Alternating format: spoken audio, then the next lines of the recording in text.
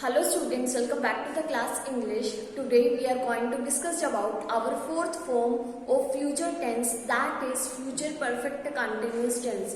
Students, in previous video we have already read about three forms of future tense.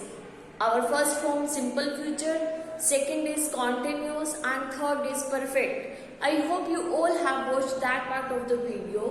Clear? तो आज हम इस video में cover up करेंगे अपनी फोर्थ फॉर्म फ्यूचर टेंस की, that is future perfect continuous tense. Clear? So students, look at the board. Future perfect continuous tense. अब ये देख लेते कि फ्यूचर परफेक्ट कंटिन्यूस टेंस जो है वो किस लिए यूज किया जाता है. Okay, this tense is used to describe an ongoing action. Means इस टेंस का यूज किया जाता है क्या? डिस्क्राइब करने के लिए ongoing action. Means ongoing काम, कि कोई ऐसा काम जो ongoing है. ongoing means चल रहा है. Clear? Future perfect continuous tense, जैसे कि इसके नेम में भी आ रहा है कॉन्टिन्यूस, मीन्स जो कॉन्टिन्यू में है. क्लियर? ऐसा काम जो ऑन गोइंग है, जो कंटिन्यू में है. ठीक है, मीन्स चल रहा है. उसके लिए क्लियर हम यूज करते हैं फ्यूचर परफेक्ट कंटिन्यूअस टेंस का. This tense is used to describe an ongoing action that will complete. अब ये तो हमें पता लग गया कि कोई काम है और वो ऑन गोइंग है. ठीक है, मीन्स वो चल रहा है. और वो कंप्लीट कब होगा? Let's see. That will complete in future. Means ऐसा काम जो चल रहा है और कंप्लीट होगा फ्यूचर में. Clear? Means ongoing action that will complete in future. उसके लिए हम यूज करते हैं फ्यूचर परफेक्ट कंटिन्यूअस टेंस का. The action is assumed to be continued for a time. और ऐसा माना जाता है कि जो एक्शन है, यानी कि जो काम है, ठीक है, वो क्या है? वो कंटिन्यू है कुछ टाइम के लिए. ठीक है, जो काम है वो कंटिन्यू है कुछ टाइम के लिए. अब वो टाइम आपका स्पेसिफाइड भी हो सकता है और अनस्पेसिफाइड भी. क्लियर? इन फ्यूचर मीन्स ऐसा काम जो फ्यूचर में जाकर के कंप्लीट होगा. अभी वो चल रहा है और वो काम कंप्लीट होगा फ्यूचर में जाकर के. Okay, a time reference is used in the sentence to show starting time of the action for how long the action continued. यहाँ पे एक्शन का मतलब है काम से. Clear? Time reference is used in the sentence. इस तरह के सेंटेंस जिसमें टाइम रेफरेंस दिया होगा, फॉर एग्जाम्पल 1 ईयर तक, 2 ईयर तक, जिनमें टाइम रेफरेंस आपको दिया होगा कि काम कब स्टार्ट हुआ और खत्म कब होगा. ठीक है, to show starting time of the action means किसी भी काम का स्टार्टिंग टाइम, मीन्स वो काम किस टाइम पर शुरू हुआ उसको शो करेगा. For how long the action continued, और वो काम कितने लंबे टाइम तक चलेगा. मीन्स वो काम शुरू कब हुआ और वो काम जो है कितने लंबे टाइम तक आगे फ्यूचर में चलेगा.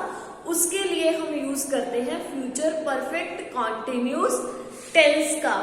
क्लियर? एक और बार देख लेते हैं. This tense is used to describe an ongoing action that will complete in future. इस टेंस का यूज किया जाता है ऑनगोइंग एक्शन मीन्स ऐसा काम जो कि ऑनगोइंग है, जो कि चल रहा है और वो कंप्लीट होगा आपका फ्यूचर में जाकर के. क्लियर? कोई काम है जो ऑलरेडी चल रहा है और वो कंप्लीट होगा फ्यूचर में जाकर के. उसके लिए यूज करते हैं हम फ्यूचर परफेक्ट कंटिन्यूअस टेंस का, that is fourth form of future tense. Okay, और the action is assumed to be continued for a long time. और ऐसा एज्यूम किया जाता है कि जो एक्शन है, जो काम है, वो कंटिन्यू रहेगा for a long time means लंबे समय के लिए, चाहे वो टाइम आपका स्पेसिफाइड हो या फिर अनस्पेसिफाइड हो. क्लियर? फ्यूचर में a time reference is used in the sentence to show starting time of the action और for how long the action continued.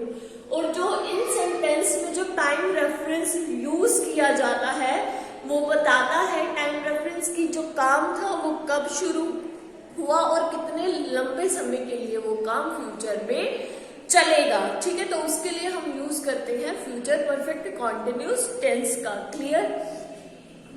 Now use of future perfect continuous tense. अब इसको और use देख लेते हैं कि क्या यूज होंगे। तो हमें पता लग गया कि किस लिए करते हैं, इसके और भी तो यूज हो सकते हैं ना। Let's see. To express an action as being in progress over a period of time. उस एक्शन को एक्सप्रेस करने के लिए जो कि प्रोग्रेस में है कुछ टाइम पीरियड के लिए। Clear? That will and in future. उस काम को एक्सप्रेस करने के लिए जो कि ऑलरेडी प्रोग्रेस में है और वो कंप्लीट होगा फ्यूचर में। ठीक है, तो उसके लिए हम यूज करते हैं फ्यूचर परफेक्ट कंटीन्यूअस टेंस का। Let's see. For example, I will have been teaching for 10 years by the next April. कि मैं जो है 10 सालों से टीचिंग कर रही हूँ। ठीक है, और वो कब हो जाएगा कंप्लीट? वो 10 इयर्स कब कंप्लीट होंगे? जो भी अप्रैल आएगा। ठीक है, उसको 10 इयर्स जो है वो कंप्लीट हो जाएंगे। तो स्टूडेंट इसी के लिए हम यूज करते हैं फ्यूचर परफेक्ट कॉन्टिन्यूअस टेंस का। आई होप ये जो इसके यूजेस हैं आपको अच्छे से क्लियर हो गए होंगे। ओके, तो स्टूडेंट्स अब हम देखते हैं इसकी फॉर्मेशन कि फ्यूचर परफेक्ट कॉन्टिन्यूअस टेंस की फॉर्मेशन कैसी होती है। एफर्मेटिव यानी कि पॉजिटिव सेंटेंस में कैसी होती है, नेगेटिव में, इंटरोगेटिव में एंड इंटरोगेटिव नेगेटिव में। Let's see.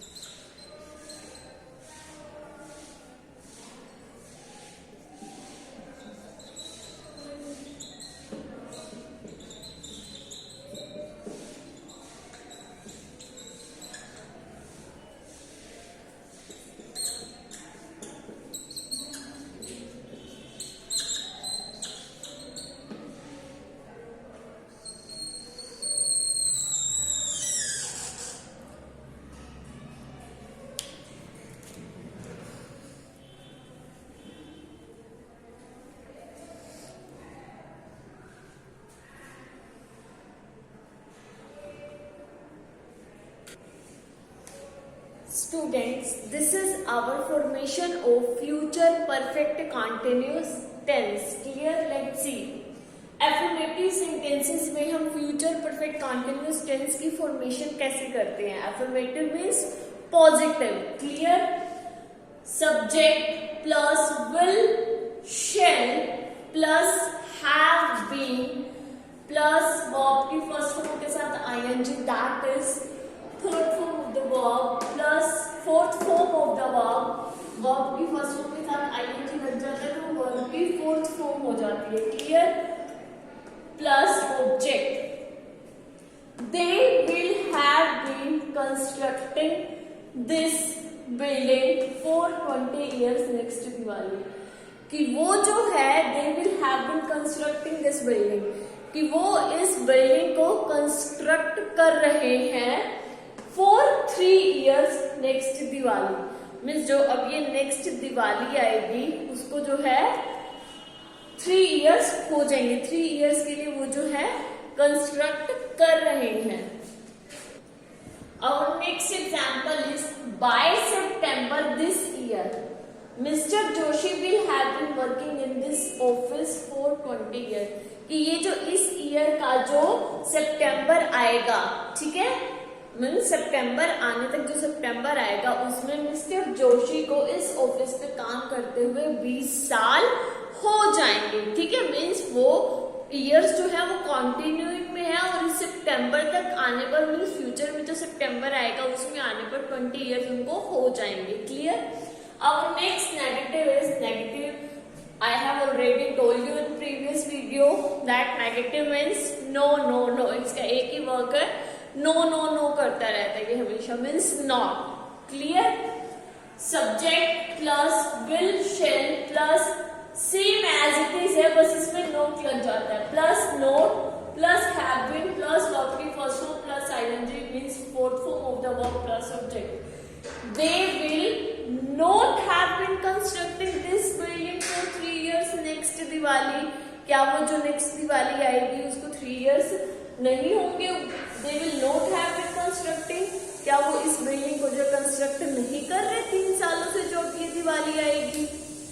By September this year, Mr. Joshi will not have been working in this office for 20 years। कि ये जो इस ईयर का जो सितंबर आएगा उसको मिस्टर जोशी को क्या 20 इयर्स इस ऑफिस में काम करते हुए नहीं होंगे, तो ये है negative. Now we will see interrogative. और इंटरोगेटिव क्या क्या काम है आपसे? क्वेश्चंस पूछना। वो हमेशा आपसे क्वेश्चंस पुटअप करेगा, कभी भी आपको आंसर नहीं बताएगा। Clear. Interrogative sentences. Will shell interrogative में क्या होता है? जो हेल्पिंग वर्ब होती है वो आगे आ जाती है, मीन सब्जेक्ट से पहले आ जाती है, उसके बाद आता है आपका subject. Will shall plus subject plus have been plus verb की फर्स्ट फॉर्म के साथ ING plus subject. Will they have been constructing this building for 3 years next Diwali. Clear. Will mister Joshi have been working in this office for 20 years by September this year. तो यहाँ पे question पूछ रहे क्या वो building construct कर रहे हैं जो इस दिवाली आएगी उसको 3 years हो जाएंगे, और वो कह रहे हैं क्या मिस्टर जोशी को जो है इस ऑफिस में काम करते हुए ये जो ईयर का सितंबर आएगा उसमें 20 years हो जाएंगे। मीन्स वो आपसे क्वेश्चंस पुट अप कर रहा है। Now we will see interrogative negative. Means वो इंटरोगेटिव तो है बट नेगेटिव भी है। मीन्स इसमें क्या है, सिर्फ एक माइन्यूट से नोट लग जाता है, माइन्यूट से डिफरेंस है नोट का। Clear. Will shall plus subject plus not plus have been plus verb की फर्स्ट फॉर्म के साथ ING plus object. Will they not have been constructing this building for 3 years next Diwali.